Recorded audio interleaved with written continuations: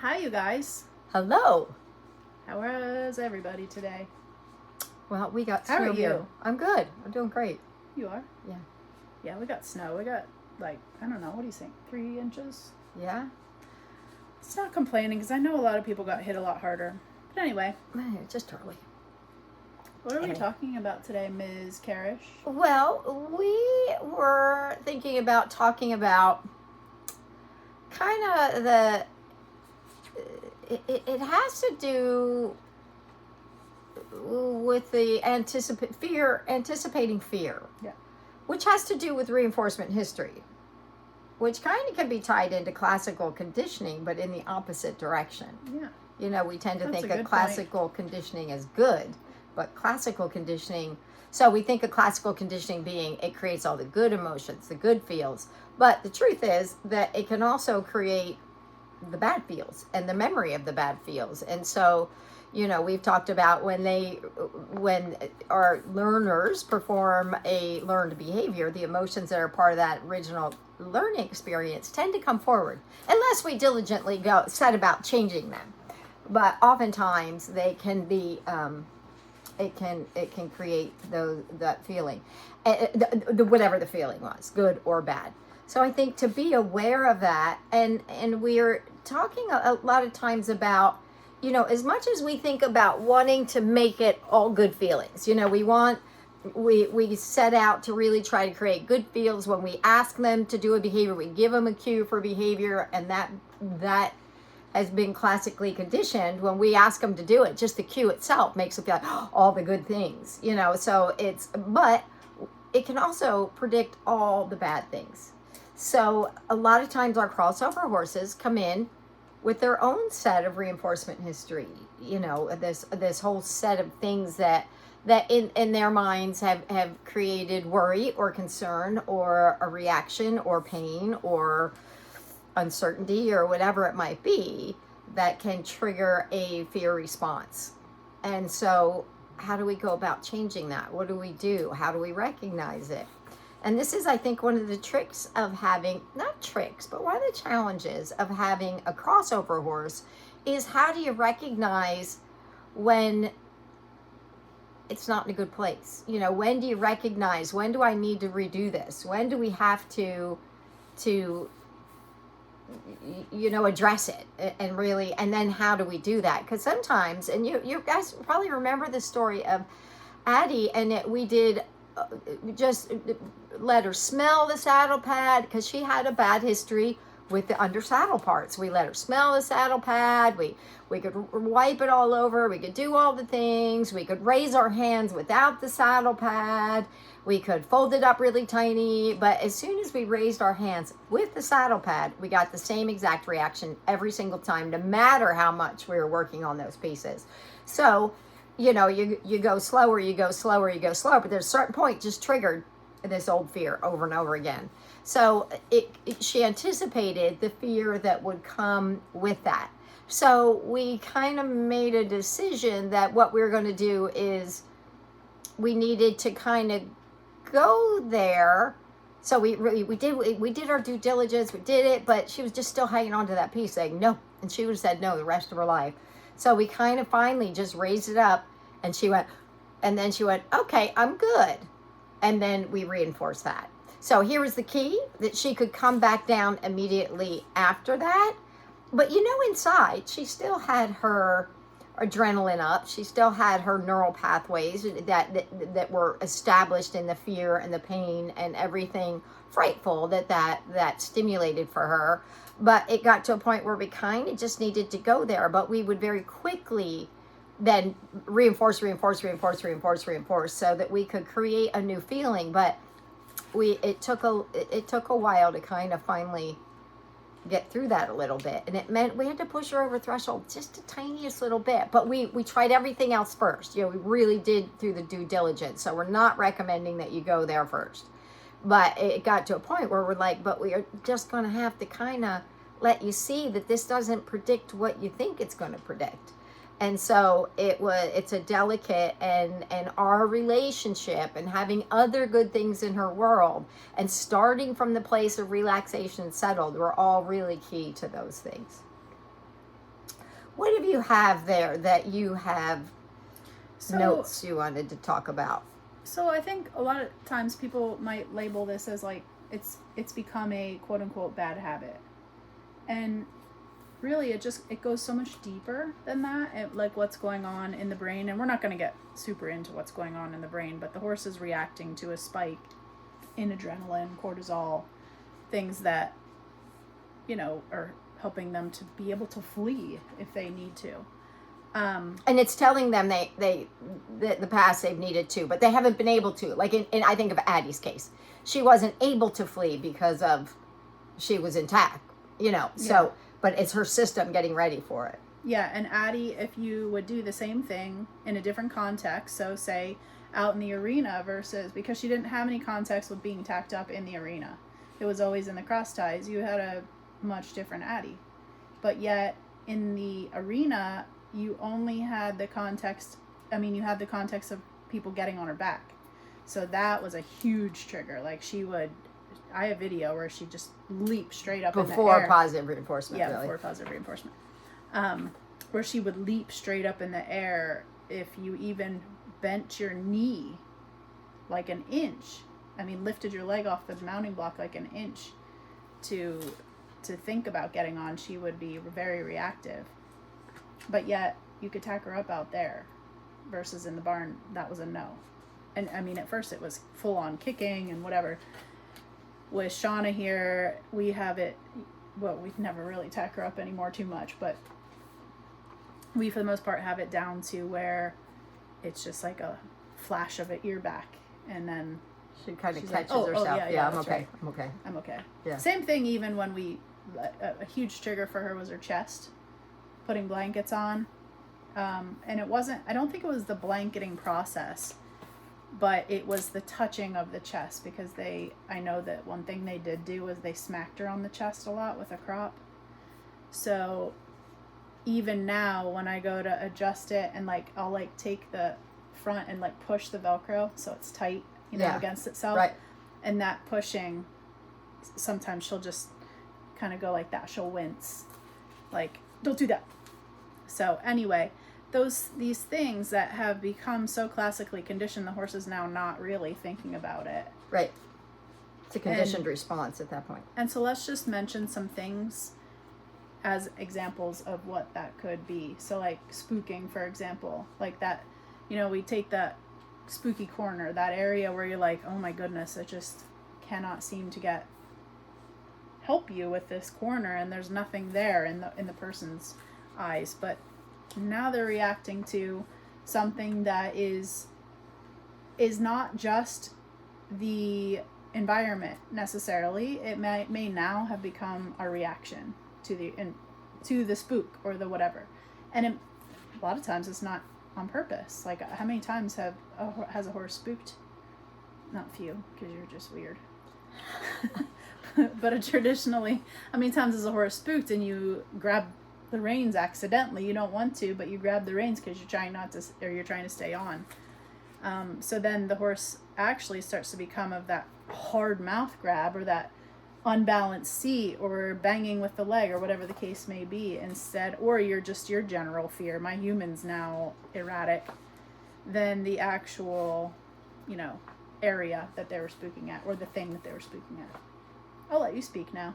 No, I think that's good. And I think it's important to keep in mind that as much as we go, oh, come on, Addie, we're just raising the saddle pad, it's her reality. Mm-hmm. As much as we want to go, it's just a jacket on the fence. It's just that corner where the squirrel was. It's not there now.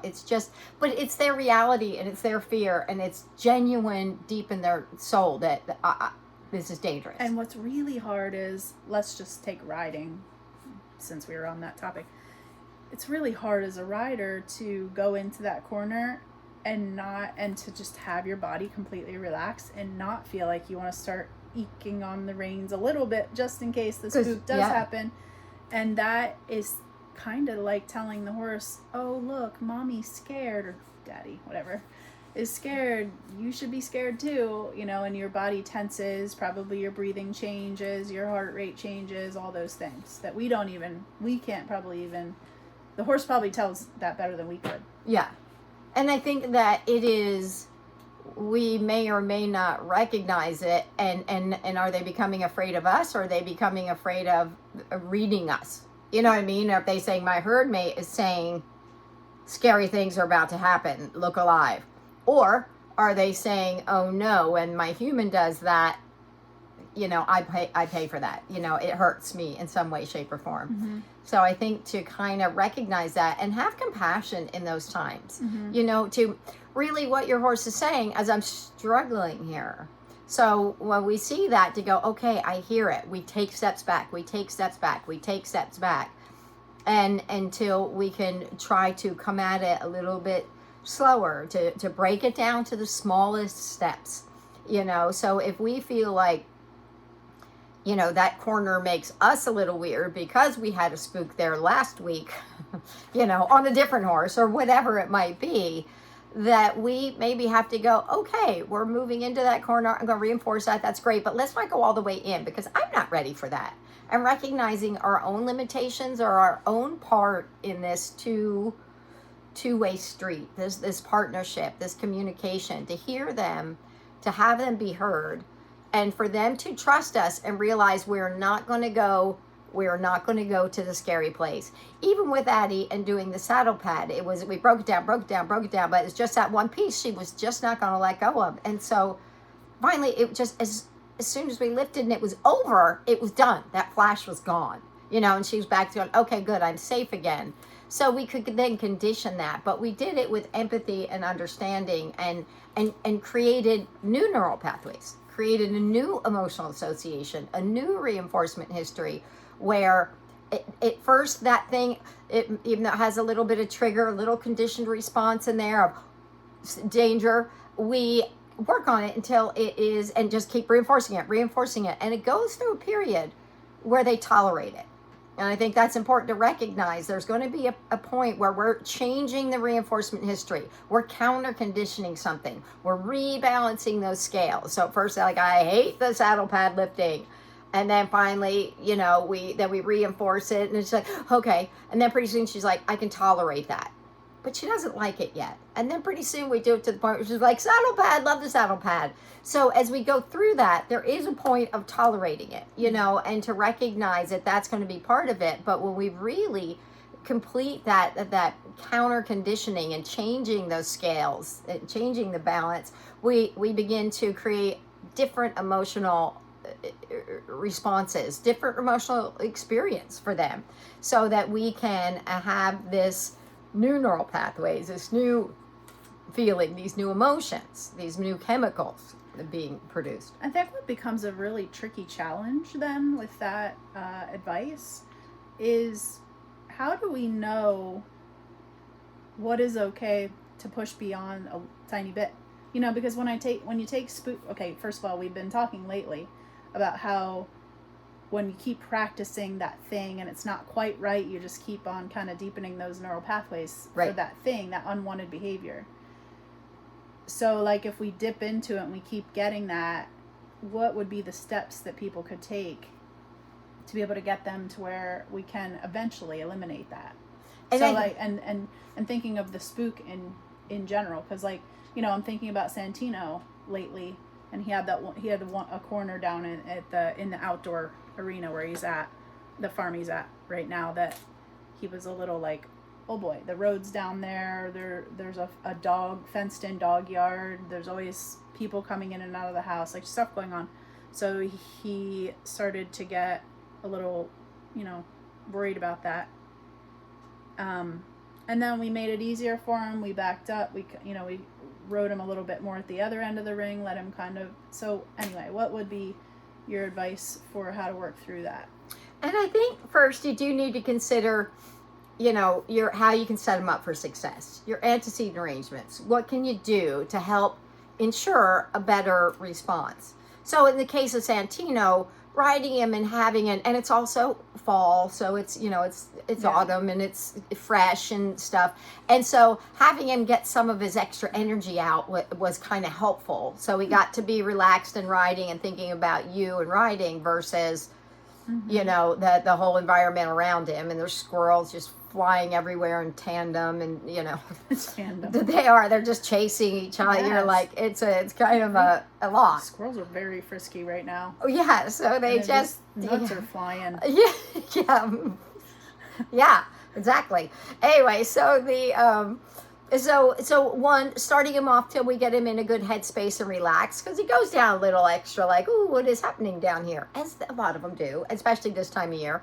So I think that, but then what else can we do to help set him up for success? Maybe we don't ride him all the way into that corner at first. We just get a nice smooth going through that corner, 20 feet off if we need to, but without a hitch, without tension coming in. And without the rider having to take a hold of him, I think that's something that I was accidentally doing. Yes. And not even knowing that I was doing. Yeah. And I kind of had that awareness when Farah, the other, the trainer that rides him, she said she just keeps her rein long and just tries to keep going and not like pushes him towards it or anything. Just sort of lets him and not keep chasing going. him through it. Not right. chasing, nothing. And because I was a little like, after she rides him, he's less spooky than after I rode him in that corner. So I was like, okay, why is that happening? And I'm pretty sure that's why. See, and isn't that good though? Self-reflection like that. Yeah. And not be afraid to go, I might be messing something up and she's not. What are we doing differently that I can help learn from? Because here's the thing, Shawna and I were reinforcing him a whole lot more than he would get reinforced when I wasn't riding him. So then you're like, well, what is going on there? And she wasn't making him do it either. She never pushed him into the corner or took his head, his mouth at all or anything like that. So I think that my helping him with my hands was more aversive than anything. And I think that that's an important component is recognizing our part in it, because when you're trying to find that threshold where he's comfortable, but it's also that threshold where you're comfortable. Yeah. Because you got to be sure that you feel comfortable and confident enough that you can trust him. This is I cannot express this enough. Jesse and I talk about it all the time. It is a two-way street. This is a partnership. And you can be all as trusty and good as you want, but if your partner isn't, then it's nothing. You know what I mean? If you don't have communication, if you don't have trust in each other, and I think that this is one of those areas. You got to find your own threshold and his threshold so that the two of you together can do this successfully without anybody having to go there. And pretty soon, and you can reinforce at a higher rate down near that corner, going into that corner successfully at the most confident place in that corner, so that you can create better feel in that corner. You know what I mean? A better feeling for your horse. But you need to try to practice it without keep rehearsing the incorrect on either person's part. Yeah. So I think that is the key, is to, and I think so many times in the horse industry, we're kind of told to fake it. You know what I mean? Like, just get back on. Up.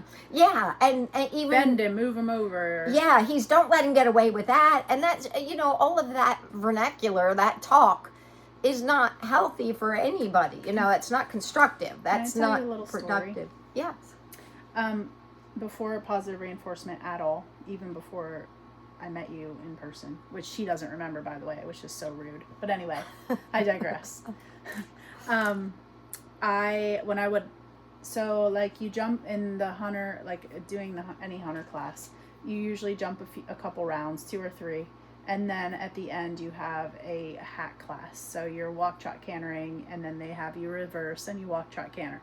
Some horses get a little worked up by that. I'm not sure if it's the group of the horse. I mean, there's a million things that it can be. I think sometimes it's just the rider tension. And so a lot of times they would have, because the classes were bigger, they have to tear the jumps down. Like they'll have to tear down a line so that you can trot through. And the boxes of the jumps or the gates or whatever would be on the side. And when you first are allowed to go in the ring, you have probably, 2 or 3 minutes where you can just walk around until everybody gets in there. And I used to take a hold of the horse, not hard, but just kind of bend them away and push them towards that object. And then after a couple of years, that's how long it took. It's a quick one. Yeah. I realized that whether I let my horse look at the objects or not didn't seem to matter as much as I did not make them bend and move towards it. And then I had a lot more relaxation. To When you didn't react, basically. When I did not react, basically. Especially with my hands. Yeah. Because there is that mentality of they're disrespecting you. They're trying to get away with something. And again, their prefrontal cortex isn't developed enough to be that plotting and, No. So all those labels are just human made. They're not actually accurate. And I think that is, I forgot where I was going with that. Well, you think of that. Okay. In the meantime, we also need to remember that horses have a much higher developed sense of smell. They have a very different type of vision. They don't have all the cones in their eyes that we do. They have more rods in their eyes. So colors, or not the same. And clarity, supposedly. And the binocular. I'm saying supposedly because I didn't actually go research this, but I heard it on a podcast given by scientists. So I'm pretty sure it's right. But anyway, so they can see really far away, much further away than we can, but they don't see as well up close. So it makes sense then if you think about it why your horse is like at something that's because they may not see it the way we do at all. Mm-hmm. I'm sure they don't. Mm-hmm. What were you gonna say? I don't remember what I was gonna say. Okay, we'll move on then. Yeah. Okay, so what besides spooking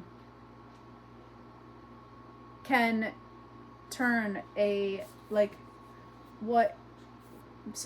for example, the mounting block. They can be thinking, oh, the mounting block is scary now because it's not actually the mounting block. It's actually that they're worried about what's going to be coming after the mounting block, whether it's the riding or the just whatever. Saddle fit or the pain of spookiness or or my heavy, back's bothering a rider me that's too sitting hard or just all the things. So what other things can we same thing with getting a bit in, these are things that you start to see behaviorally that could that back up and back up and back up to where the horse is like, oh no, this is going to be scary, when we're like, I don't get it. And I think one of the things that's important to think of there is that spook, that reaction is pretty much a symptom. Mm-hmm. There's something else that is causing that underlying thing. When I'm thinking about something like mounting block particularly, that a lot of times people think, oh, he's just having a problem with mounting. If we just fix that, it'll all be good. But if you don't address what comes after mounting, that what the mounting predicts, mm-hmm. you may not be, you're still having the same problem. You know what I mean? You're still you're teaching them to tolerate this piece, but they're trying to tell you this is loud, clear communication. I'm uncomfortable with some other component. Mm-hmm. So it's really trying to figure out the source of these things and where it comes from as best we can. And it's hard when somebody says, I have a problem with mounting, and you're like, well, might be your riding. My horse is really afraid of the mounting block. Yes. They're not actually afraid of the mounting block typically any more than they are afraid of, right, the trash can that their feed is in. And if they were good with the mounting block and now they're not, mm-hmm. that particularly says, I had a horse that was really good with the mounting block, then somebody else was riding him, then say he won't have the mounting block. Yeah, okay, I know why. And so people can oftentimes, it can hurt their feelings to think about the fact that maybe their riding isn't, their hands might be heavy, their seat might be heavy, or maybe it's something more addressable, like it's the saddle fit is poor, or they had a sore back at a time, that maybe now we remedied. So trying to always check physical first on every component, but maybe it is that every time I get on, then we have to go into that scary corner and you get weird, then I get weird, then I get in trouble. And, so we don't necessarily know what the part that comes after that is. But if your horse is hard to catch, your horse is hard to get on, your horse is hard to get girth, or hard to get the bit in, or hard to get, that's saying that there's another component typically that is Yeah. an element that we really need to realize, that this is information we're getting here, and so to keep looking at the bigger picture. So I think that is a pretty important part. But I think I think most of those come out of fear of something. Yeah.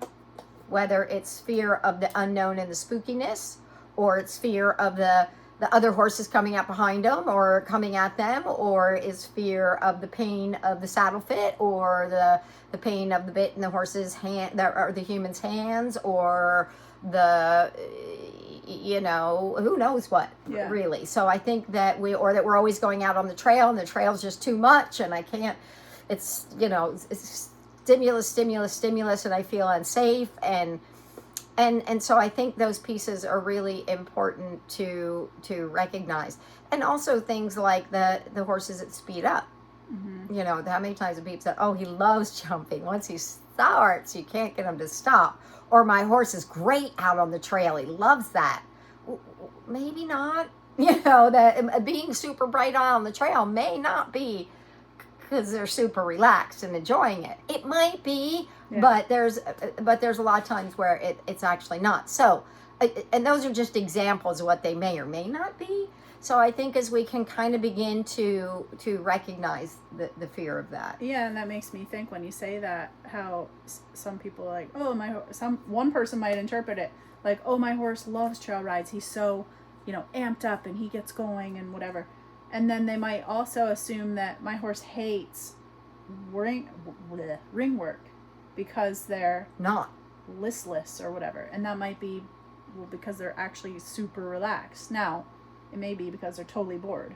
But it's just, or that they've been ridden to the hilt and punished, and in a way perceived to them that they shut down in there, or so it can all go two different ways, can it? Yeah. And so that was like kind of my little precursor to just saying, like, we have to be careful not to underestimate their intelligence either. Just because they don't have as developed of a prefrontal cortex as we do doesn't mean that they're not still constantly giving us information. Right. They're constantly making choices for themselves that keep themselves safe or understanding what it is that we're asking. Which keeps them safe.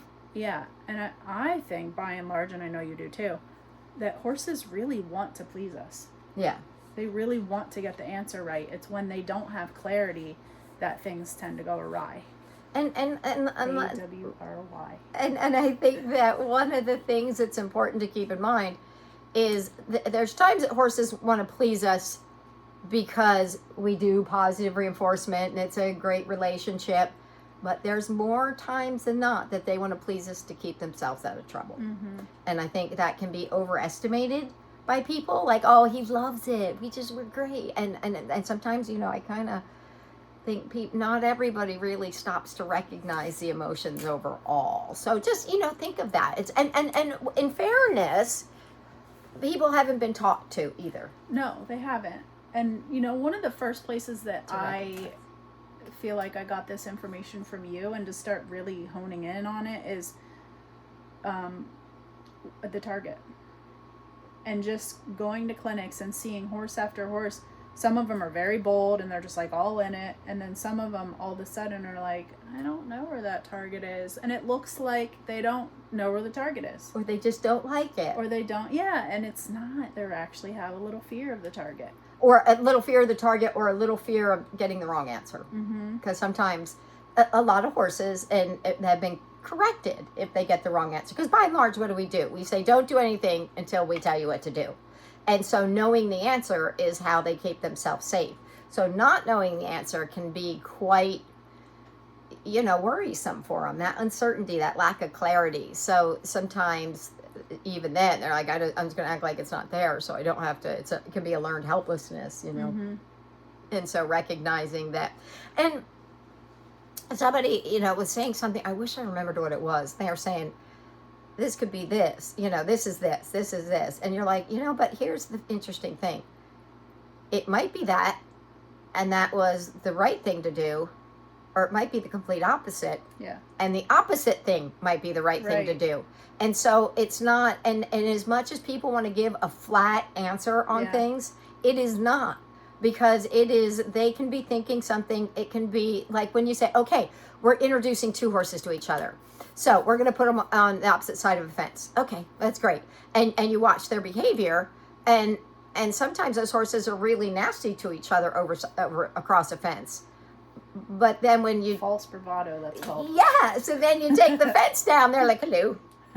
Got nothing to say. But on the other hand, you may have them be like, I'm not engaged, no big deal, hey, no. And then they get together, and they're the opposite. So it seems most everything has a potential opposite reaction of what we think. So we don't know which way it's necessarily going to go.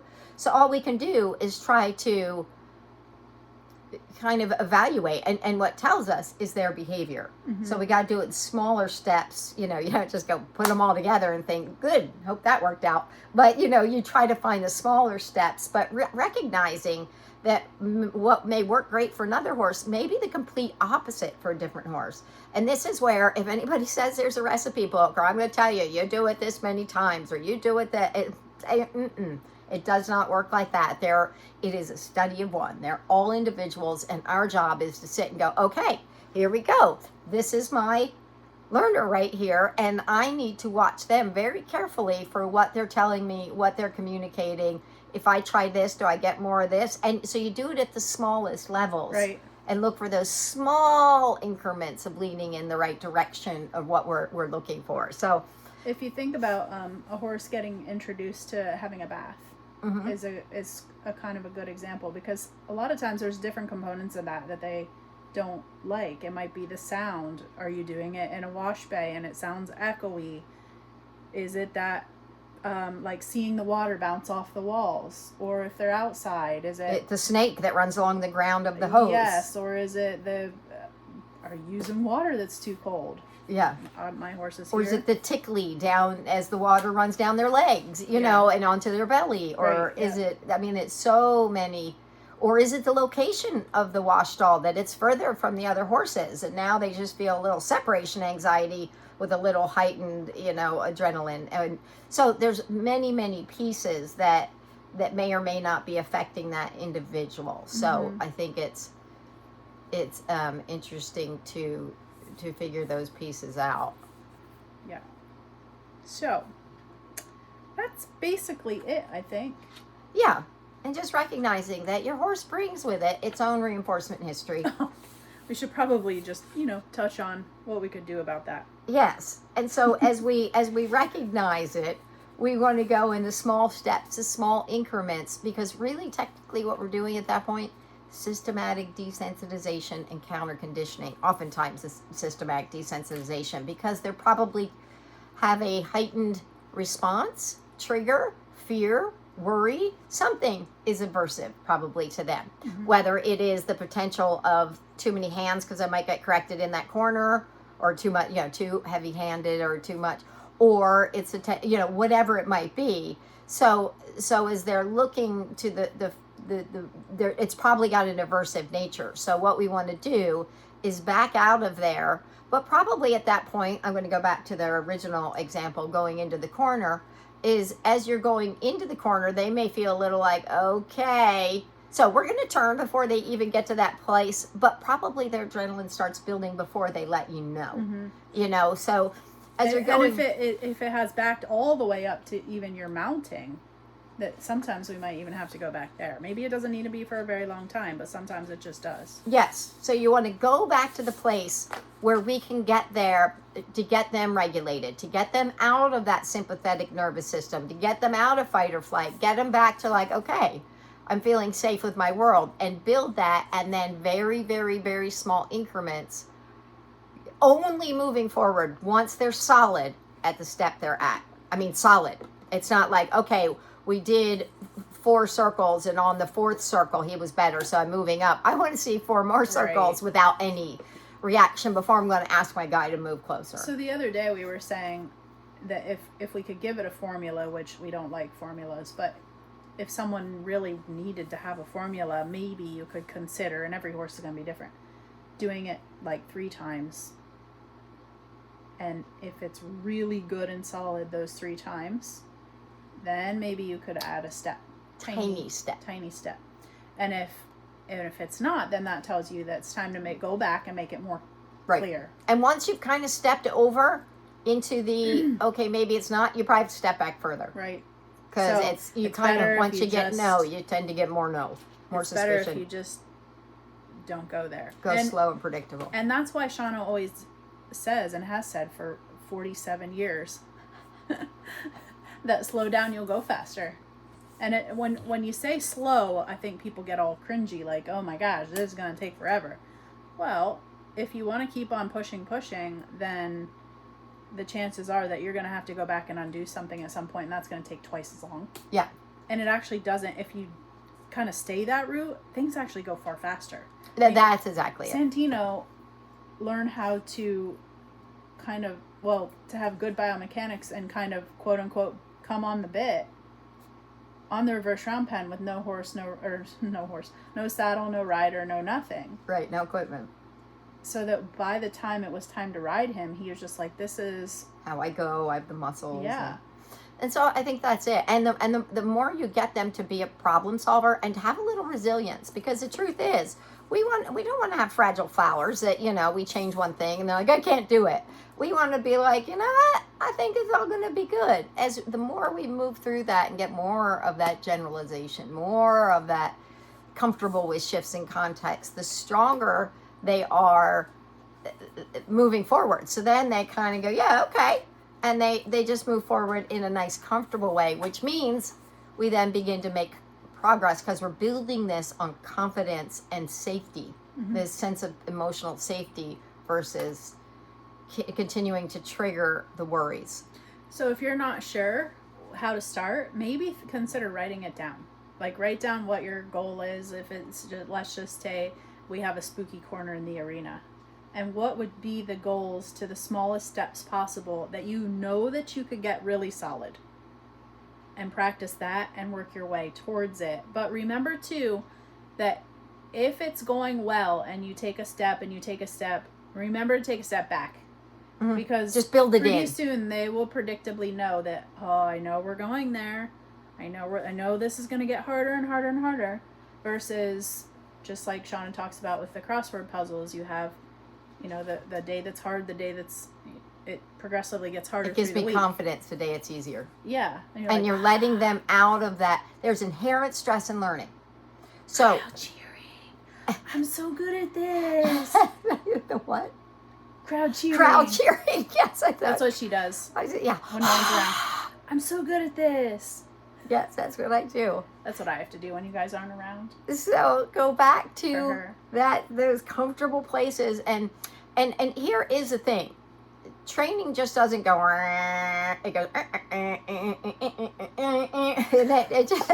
It goes back and forth, and you have good days, and then you're like, okay, here we are, back to where I thought we had left 4 weeks ago, but here we are, and it's okay.